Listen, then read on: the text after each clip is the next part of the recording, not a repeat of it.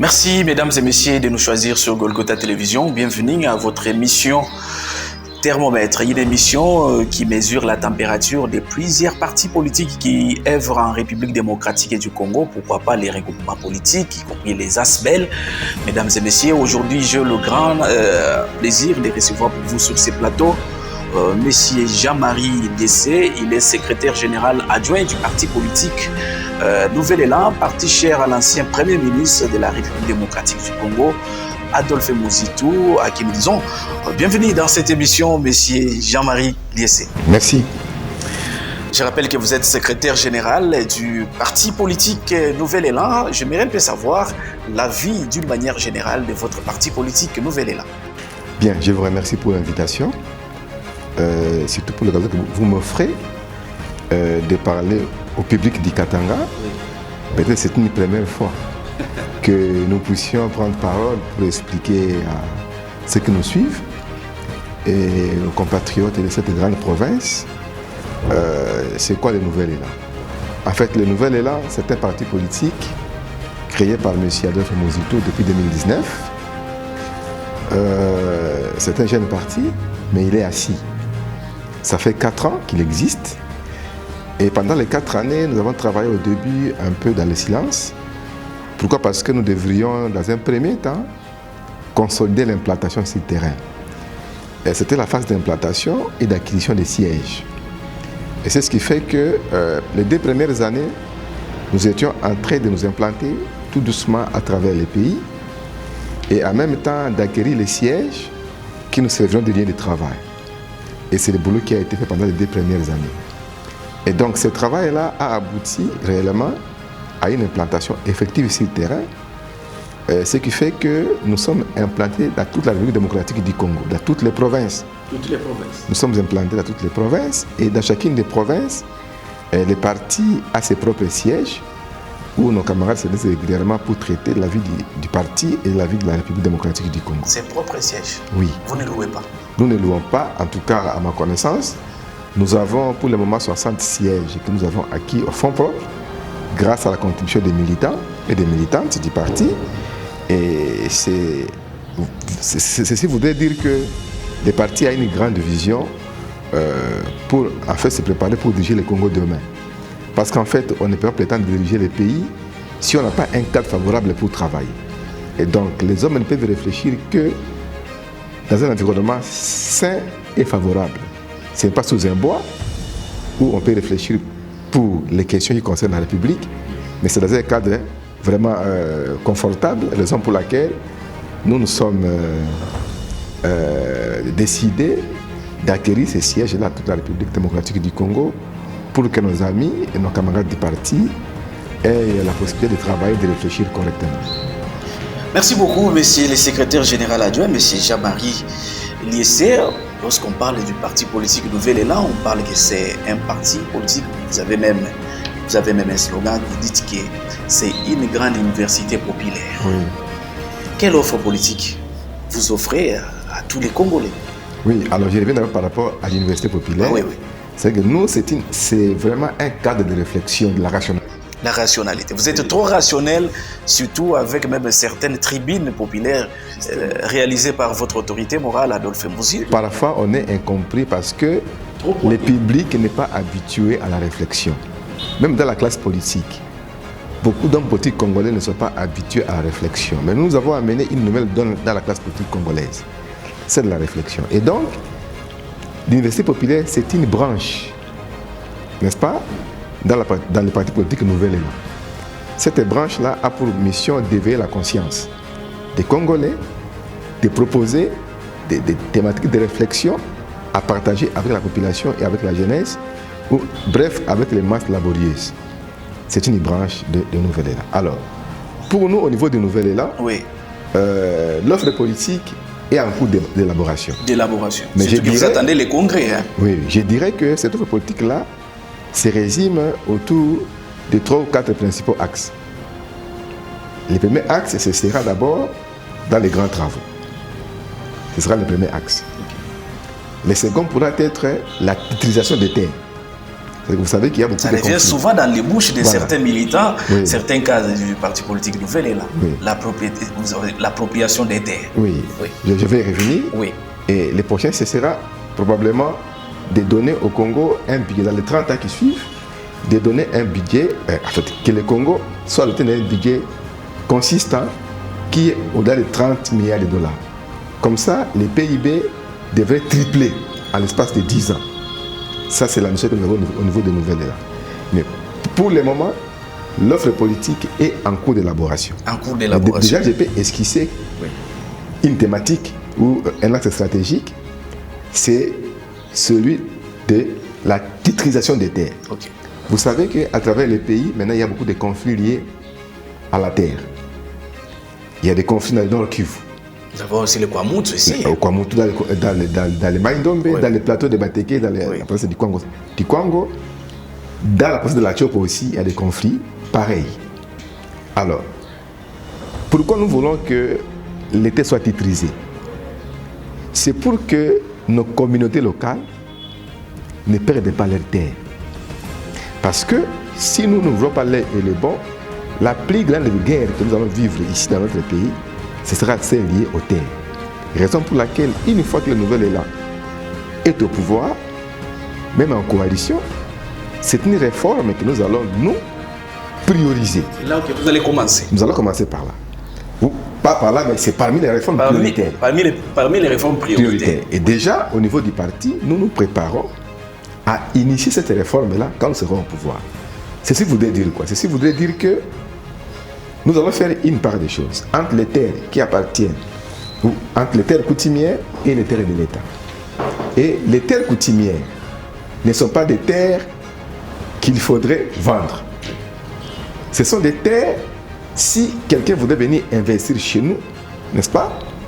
Il devrait négocier avec les communautés locales. Parce que ce sont terres qui sont les propriétaires terriens. Les autochtones. Les autochtones. Et donc, s'il faut investir dans ces terres-là, la communauté locale d'office fait partie de l'investissement. Et donc, il ne va pas céder les terres à titre définitif, mais à titre provisoire. Donc, les terres seront prises en location. Au bout de 10, 15, 20 ans, les terres vont revenir à la communauté locale. Voilà. Et donc, si on y fait garde, toute la République, tous les paysans vont perdre des terres. Raison pour laquelle nous sommes en train de conscientiser le chef coutumier sur l'importance de la titrisation des terres. C'est parmi les réformes prioritaires que nous là devrait, n'est-ce pas, amorcer une fois au pouvoir. Merci beaucoup, monsieur le secrétaire général adjoint, parce que avant que nous nous quittions, ces chapitres liés à votre parti politique Nouvel Élan, j'aimerais un peu avoir aussi vos impressions par rapport au nouveau comité fédéral que vous avez eu à investir ici chez nous dans le Haut-Katanga, qui est chapeauté par M. Jérémy Mbang. Vos impressions d'abord, parce que nous avons senti à un certain moment Nouvel Élan au Katanga, il y avait toujours des petits problèmes, un fédéral qui vient, l'autre il part, et aujourd'hui, au finish, vous avez mis de l'ordre. Quelle stratégie avez-vous appliquée pour parvenir à ce genre de résultats? D'abord, je voudrais dire que il y a eu flottement suite au décès de John Kumimba, paix à son âme. C'est après cette période-là qu'il y a eu un tas de flottement. C'est tout à fait normal parce qu'il s'était beaucoup investi pour les partis. Il se fait qu'il y a eu plutôt un temps de latence, un temps mort. Et on devrait chercher la personne la mieux indiquée qui pourrait les remplacer. Et c'était pour nous le temps de tractation et de concertation pour trouver la personne indiquée. Et Dieu merci, aujourd'hui, nous sommes fiers et heureux de pouvoir finalement installer au niveau provincial toutes les autorités, commençant par le conseil politique et les comités provinciales jusqu'au niveau des organes de base. Raison pour laquelle je suis vraiment heureux que ceci soit fait dans les bonnes conditions. Le message que j'ai dit à faire passer à tous les camarades, c'est celui de l'unité. Et nous nous préparons aux échéances électorales. Nous sommes un grand parti politique. Nous avons intérêt à travailler ensemble, à consolider nos acquis pour que le travail se fasse correctement, afin que nous puissions gagner et gagner ensemble. Voici les messages que j'ai j'ai transmis à tous les camarades après que les comités fédéraux soient installés. Ok, merci. Là, nous allons passer maintenant à d'autres questions. Monsieur Jean-Marie, c'est aujourd'hui, beaucoup de gens relatent pour nous dire que Nouvel Élan est devenu un parti politique chauve-souris. C'est-à-dire que vous n'êtes ni de la Mouka, ni de l'opposition, ni du pouvoir. Parlez-moi quand même d'une manière succincte de la plateforme La Mouka dont vous faisiez partie. Non, nous continuons à faire partie de la plateforme La Mouka. Oui. Peut-être que l'opinion ne connaît pas bien l'histoire de La Mouka. C'est pourquoi vous êtes la personne la mieux posée, voilà, et la bien indiquée. Oui. Oui. La jeunesse de La Mouka. Je pense que la première personne qui a eu l'idée de créer La Mouka, c'est M. Adolphe Muzito. La Mouka. C'est lui. Mais c'était à Genève avec tous les autres opposants. C'était la conclusion des accords. La conclusion des accords. Oui, mais bien avant cela, comme tout le monde devait se battre pour qu'il y ait alternance, alors M. Muzito avait pris l'initiative d'aller rencontrer certains politiciens en Europe, entre autres Jean-Pierre Bemba quand il était encore à La Haye. Oui. Il a rencontré M. Katumbi quand il était en exil en Belgique. Et les deux personnes ont été rencontrées à des reprises. Et c'est là la jeunesse de La Mouka. C'est lui qui a pris l'initiative d'aller à leur rencontre pour leur proposer l'idée de créer une plateforme de combat, n'est-ce pas, afin qu'il y ait l'alternance. Et après les rencontres avec ces deux personnalités politiques, il a continué ce bonhomme de chemin.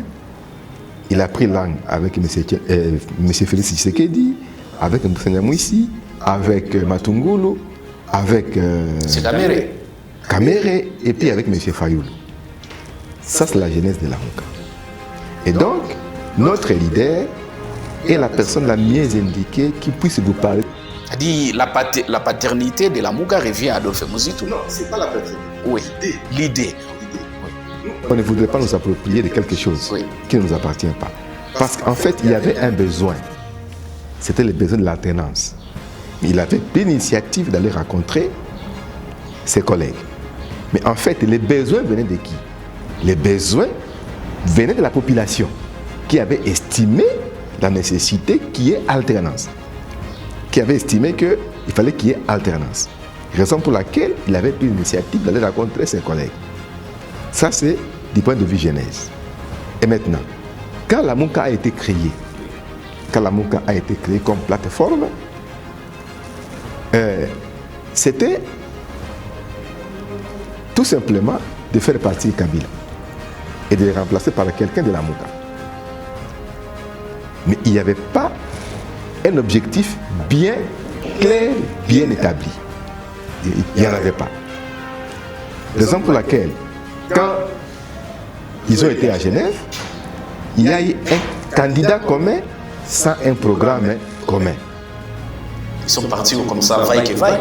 Voilà. Donc, ils étaient partis à Genève, pas avec un document, mais le seul objectif était de faire partir Kabila. Et point barre. Il n'y avait rien d'autre que ça. Alors, ce qui s'est passé à Genève, vous savez ce qui s'est passé à l'époque. Lorsque M. Fayoulou a été élu comme candidat, n'est-ce pas, de La Mouka, il y a eu dissidence. Il s'est créé les camps de Tshisekedi avec Kamere. Avec Kash. Oui, les camps Kash, et l'autre camp est resté avec M. Fayoulou jusqu'aux élections. Vous voyez? Alors, après les élections, après qu'on ait proclamé les élections, il y a eu ce qu'il y a eu, on ne revient plus. Il y a eu ce qu'il y a eu, c'est quoi? Ça veut dire que nous n'étions pas d'accord avec les résultats avec laquelle ces résultats ont été proclamés. Nous n'étions pas d'accord. Et vous avez fait le profil bas? Non, on n'a pas fait le profil bas. Mais nous avions positivé. Une fois que M. Tshisekedi est arrivé au pouvoir, on s'est dit finalement, il vient d'un parti qui a combattu longtemps pour la démocratie. On peut lui donner la chance de diriger le pays. Parce qu'il a combattu pendant très longtemps, son parti a combattu pendant très longtemps comme un parti d'opposition, et c'est un parti qui militait pour la démocratie. Et on leur a donné la possibilité de travailler. Voyez-vous? Ça sont des explications claires. Alors, une fois que les élections se sont passées, arrive l'Union sacrée, sous l'impulsion de M. Félix Tshisekedi. Mais bien avant cela, nous étions entrés dans les combats. Notre combat, c'est quoi? C'était le combat de la vérité des urnes. Vous comprenez? La vérité des urnes. Alors, je voudrais expliquer ces combats-là. Le combat de vérité des urnes n'avait rien à voir avec M. Tshisekedi.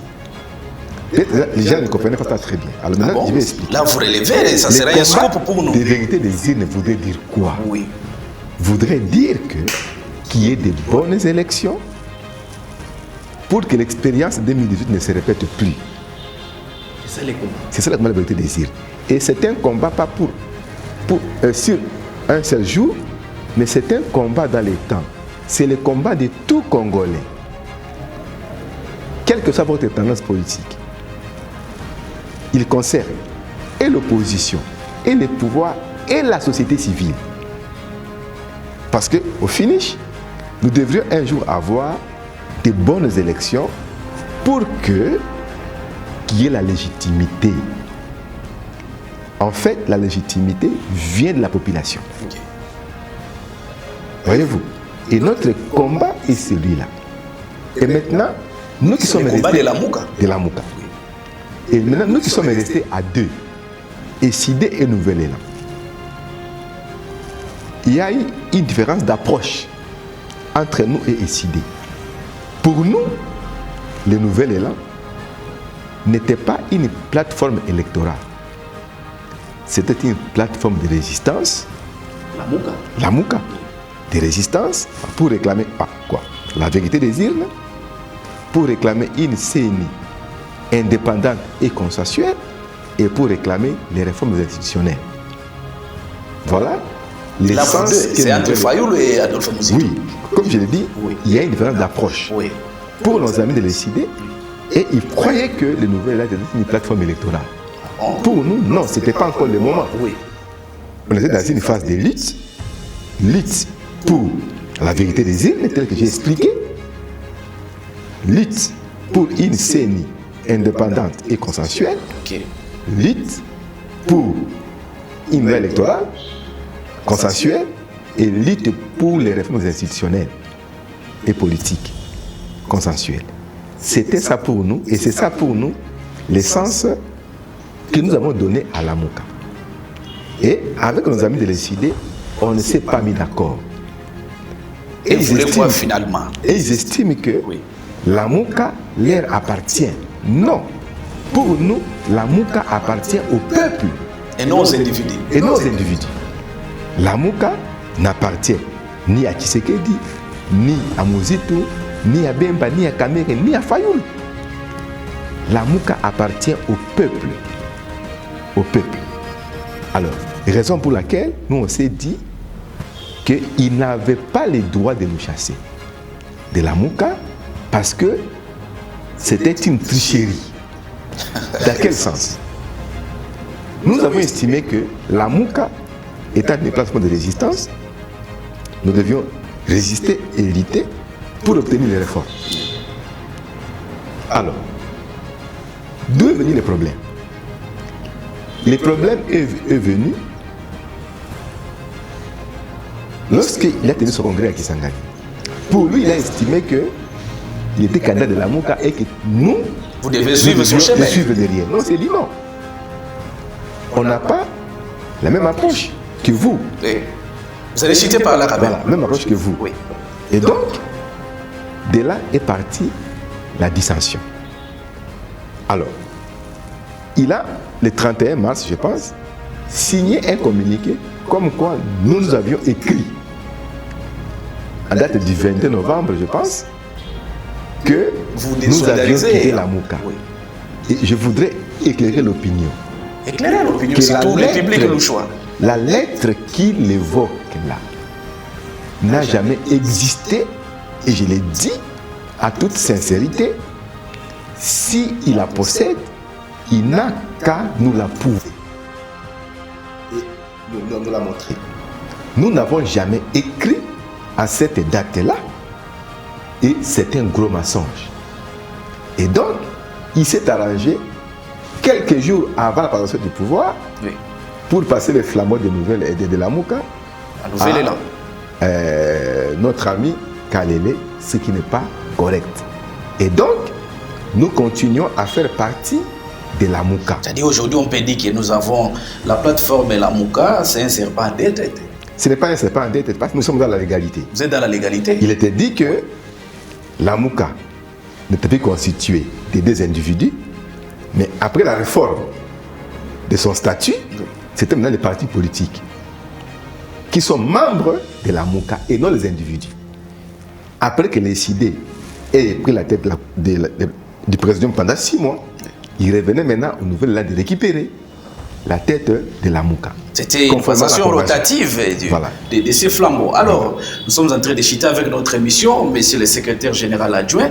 Parlons quand même des questions politiques de l'ère qui prévaut chez nous ici en République démocratique du Congo, où nous avons vu l'Équateur, des cadres de l'opposition qui ont formé leur bloc afin de faire partir le président de la République.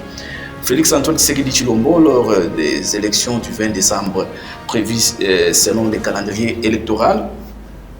Quel regard avez-vous de ces personnalités politiques qui se sont regroupées pour faire un front face au pouvoir actuel? Mais nous voyons de l'autre côté, la Mouka Nouvelle-Élan est isolée de cette coalition.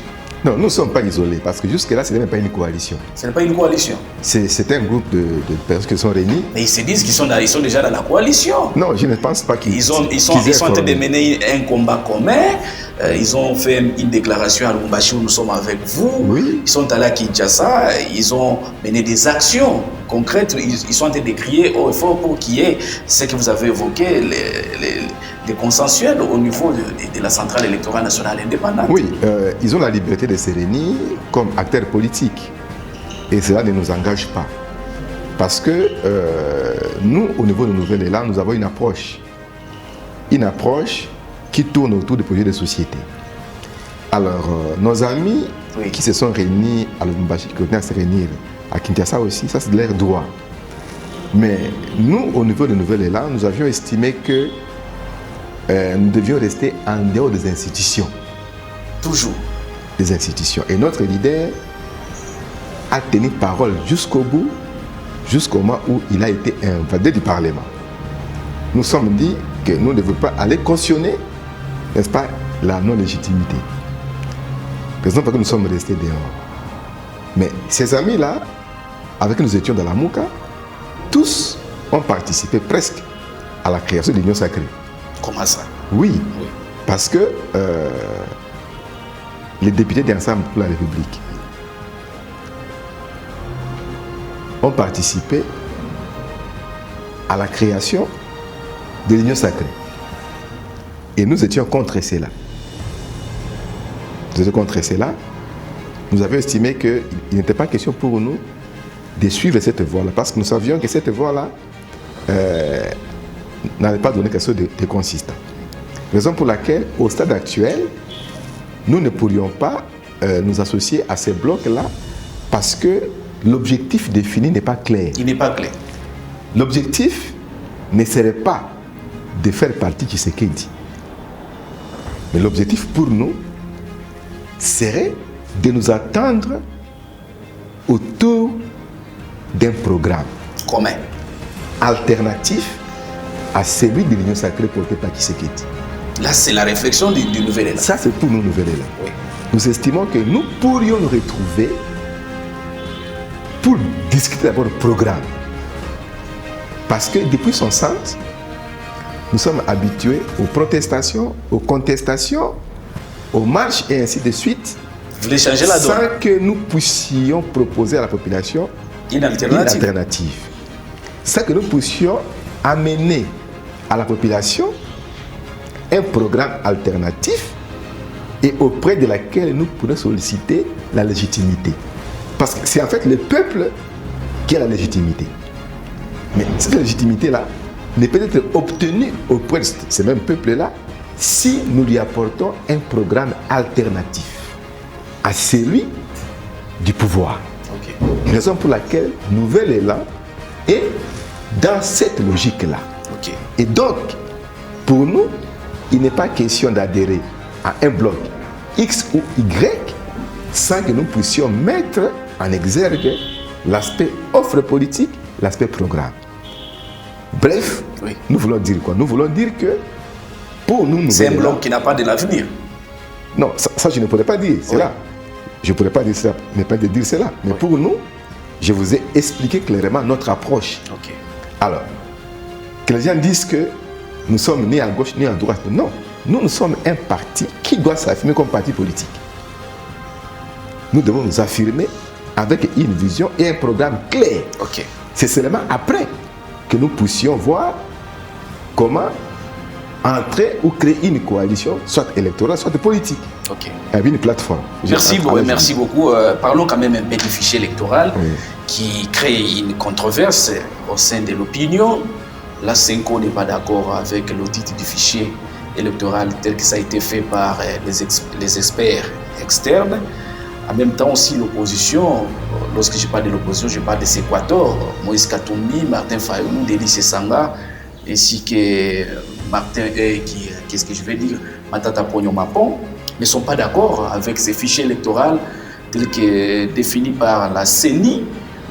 Vous, en tant que politique, vous êtes quand même un membre influent du parti politique Nouvel Élan. Quelle approche donnez-vous par rapport à ces fichiers électoraux? C'est-à-dire que nous ne sommes pas seulement au niveau de la contestation. Oui. Vous proposez quand même? Oui. Nous proposons une réflexion. Et hier, une tribune a été publiée par notre initiateur du parti, M. Adolphe Mouzito, dans laquelle il a démontré clairement que l'Union sacrée est tombée dans un pied, dans une nasse.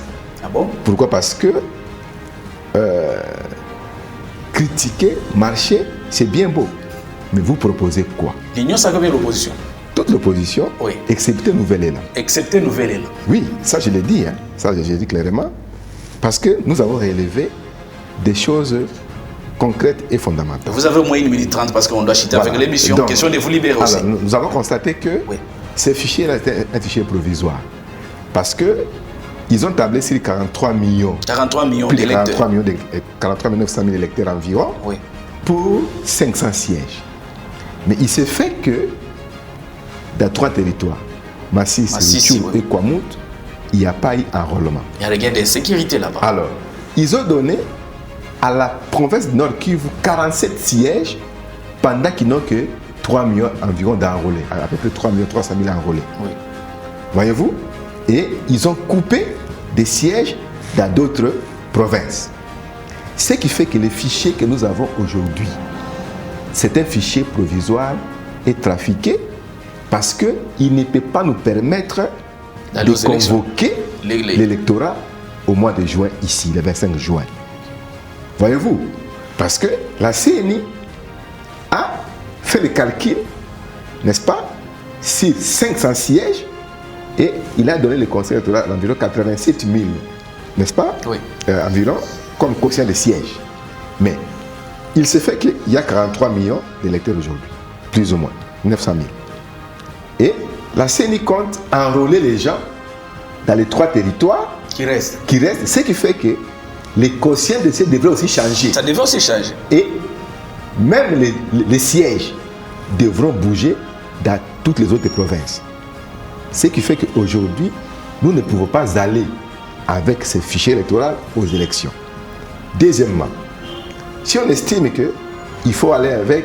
Ces fichiers électoraux. Il faut aller, non, il faut aller avec. Oui. C'est la première hypothèse. Vous proposez quoi? C'est ça en fait. Oui. Avec la première hypothèse, Oui. si nous allons avec, c'est aller avec un fichier provisoire, ce qui n'est pas correct. Parce que si on refait l'enrôlement dans les provinces qui n'ont pas pu enrôler dans les territoires, le nombre d'électeurs va augmenter. Ça va augmenter. Et on sera au-delà de 43 millions. On sera autour de 45 millions et quelque chose. Maintenant, l'autre hypothèse, c'est dans les cas où on ne tenait pas compte de ces 3 territoires-là. Ce qui fait que le gouvernement actuel aurait concrétisé la partition du pays et donc la balkanisation. La balkanisation. Et donc, le nombre de sièges ne serait plus à 500, il serait à 484 sièges. Et pour arriver à cela, il faut un référendum, il faut changer la loi électorale et changer la constitution. Là, c'est vous qui proposez. Non, ça c'est la vérité. Ça, c'est la vérité, mais c'est l'esprit même et la lettre de la constitution. C'est la vérité. Oui. Parce que comment voulez-vous aller aujourd'hui aux élections avec un fichier provisoire? Massis, Rutshuru et Kwamout n'ont pas d'électeurs. Voyez-vous? Et comment allez-vous convoquer les corps électoraux? Mais en 2018, ça s'est fait aussi toujours du côté Est. En 2018, oui, il y avait déjà l'enrôlement. Mais il y a eu un accident malheureux, c'était l'Ebola, oui, qui avait fait que l'élection soit décalée. Oui. Dans cette province. Mais aujourd'hui, dans ces trois territoires, il n'y a pas d'électeurs. Et donc, nous interpellons la classe politique congolaise, toute la communauté nationale et internationale, y compris le pouvoir. C'est ça notre proposition. Moi, j'aime votre proposition. C'est-à-dire que, bref, qui est référendum. Non. Oui. Nous devons tirer les conséquences de notre réflexion. C'est-à-dire, d'où les dialogues s'avèrent importants. C'est que vous avez tant cherché. Non, ça veut dire quoi? Oui. Ce n'est pas pour nous-mêmes, c'est pour la population. Mais après ce dialogue, il y aura les partages des gâteaux. Non. C'est ça même. Le dialogue qui tournerait autour des élections-là. Ça veut dire quoi? Ça veut dire que pourquoi nous voulons aller aux élections avec un fichier corrompu qui n'est pas réel? Merci. Ça, c'est la rationalité. Oui, je vous prends au mot alors. Si jamais vous allez, les élections sont organisées, comment est-ce que vous, parti politique nouvelle, vous vous préparez par rapport à ces échéances? Nous nous préparons correctement aux élections. Si jamais, je dis bien si jamais. Oui, si jamais les élections devaient être dans ces conditions-là, mais il y aura des conséquences fâcheuses. Il y aura encore une crise de légitimité. Mais en même temps, vous allez compétir. Nous ne sommes pas les partisans du boycott. Vous avez appris la politique de la chaise vide. Nous sommes dans un boycott. Oui. Nous sommes dans un cadre de résistance et de combat. Voyez-vous, nous faisons la réflexion et les propositions. Aujourd'hui, vous êtes prêts d'affronter ces élections. Vous avez les candidats déjà alignés à tous les niveaux. Nous nous préparons à aller aux élections, raison pour laquelle je suis venu ici à Katanga, pour conscientiser nos camarades, pour qu'ils puissent se préparer correctement aux élections. Réactiver leurs bases respectives. Voilà, donc c'est une démarche qui se fait actuellement et nous nous préparons sérieusement à affronter ces élections-là.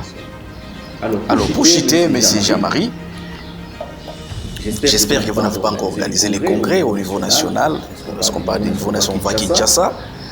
Est-ce que votre autorité morale sera-t-elle candidat à l'élection présidentielle de 2023? Mais bon, les nouvelles est là, va aligner les candidatures à tous les niveaux. À tous les niveaux. À tous les niveaux. Et nous avons la capacité et les moyens de le faire. Si toute la République démocratique du Congo. Et donc, le congrès sera tenu dans les jours qui viennent. Ce n'est plus pour longtemps, peut-être d'ici le mois de juillet. Et au mois de juillet, le parti va se décider sur qui il portera son choix.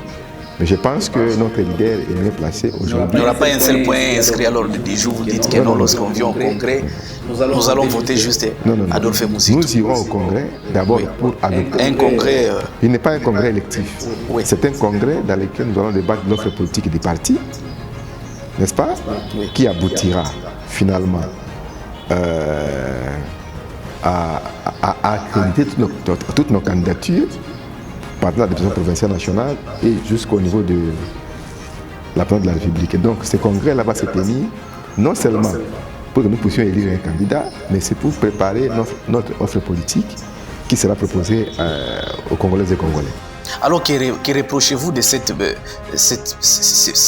ces personnes, soit de cette population-là, qui dirait qu'Adolphe Mouzitou, sa candidature sera une candidature par procuration, une candidature qui sera soutenue par les pouvoirs en place. Question de mettre en confusion cette opposition qui s'est réunie aujourd'hui. Je vous ai dit ceci, qu'il y a des choses que nous pourrions obtenir par la rationalité. Par la rationalité, par les raisonnements et la réflexion. C'est-à-dire que pendant très longtemps, comme je l'ai dit, nous étions habitués à contester, à protester pendant très longtemps. Et jusqu'aujourd'hui, nous ne tenons rien par cette voie-là. Vous comprenez? Et notre démarche, c'est de proposer au peuple congolais notre offre politique. C'est le peuple qui doit apprécier. Ce que vous allez développer dans les jours à venir. Et déjà, nous le commençons aujourd'hui par nos réflexions. C'est au peuple de décider qui propose mieux. On ne peut pas changer la vie d'une nation seulement avec les protestations, mais il y a aussi l'aspect projet de société que nous proposons.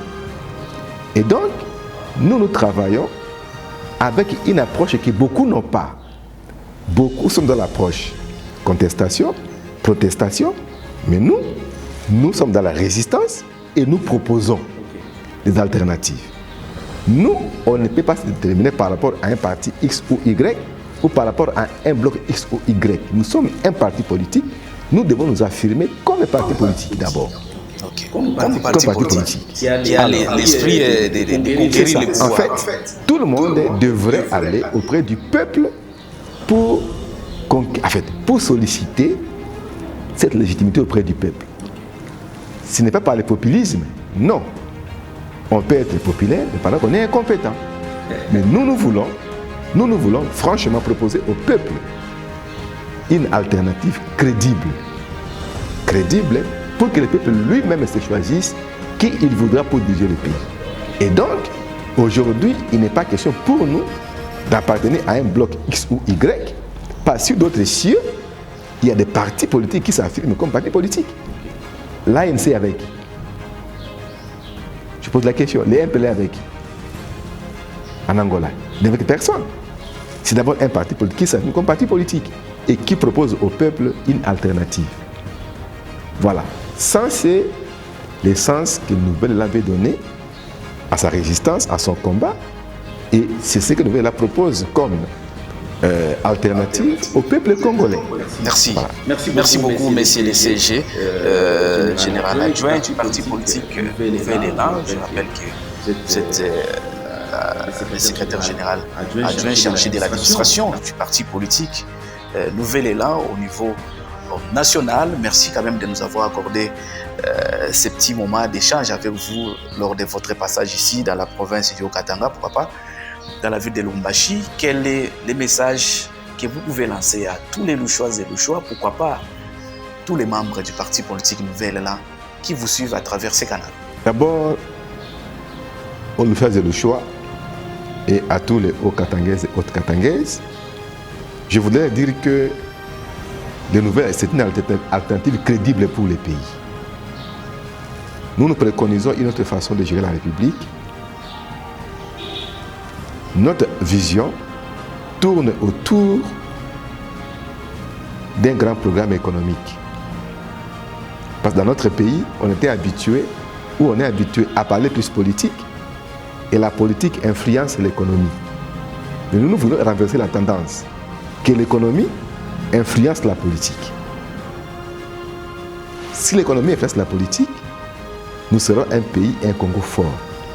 Raison pour laquelle je voudrais convier toutes les Louchoises et Louchois, toutes les femmes du Haut-Katanga, à venir adhérer massivement au Nouvel Élan.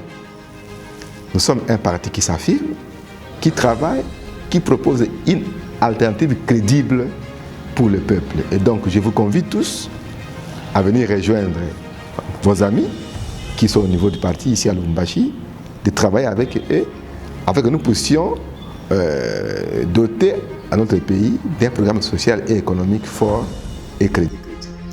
Merci beaucoup, Monsieur Jean-Marie. C'est par ici, mesdames et messieurs, que nous mettons un terme à cette émission. Thermomètre, vous étiez nombreux en train de la suivre. Vous avez été suffisamment nourris par un bon nombre d'explications qui ont été fournies ici par Monsieur Jean-Marie Lessé, qui est secrétaire général adjoint du parti politique Nouvel Élan. Jean-Paul Mougalou était derrière les caméras. Trésor Massanka, c'était moi. D'ici là, prenons rendez-vous pour les événements numéros. À très vite.